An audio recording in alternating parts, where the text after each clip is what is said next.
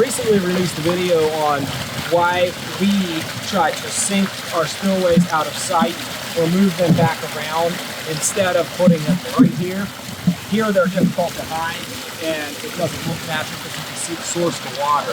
Well, as soon as I said we'll just move it back here and sink it down below so that the water wells up and spills in, everyone's saying, why do you use this piece of plastic at all?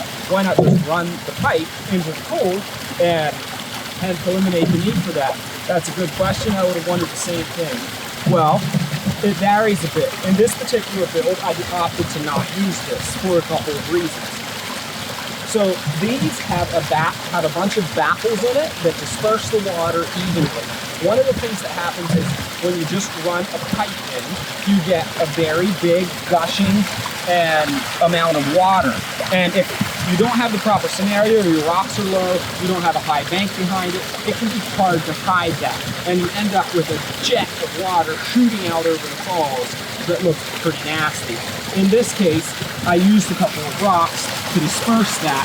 And one of the reasons I did this is because this little ripple from down there looks really good above the falls. The other reason I didn't use it here is because I had a really tall bank, so I was able to bring liner up behind this rock to about this height, which enabled me to bring my hose up over the liner, down the other side, and into here. And I'm never going to have to run the risk of my liner settling, where the hose comes over the liner and creating an edge leak. Many features that we do, we don't have the privilege of having a grade this steep, and we're actually building up the grade, and so we don't have a very high berm. And so when you bring that hose up over the liner and bring it in here, you create the potential for an edge leak as that settles where the plumbing comes in. These spillways have a nice bulkhead where you're able to bring the hose through the liner via a bulkhead and therefore mitigate the risk of a leak due to a low edge. So these have a way to bring in plumbing nicely. They disperse water nicely so that it's nice and calm and you don't have a jet.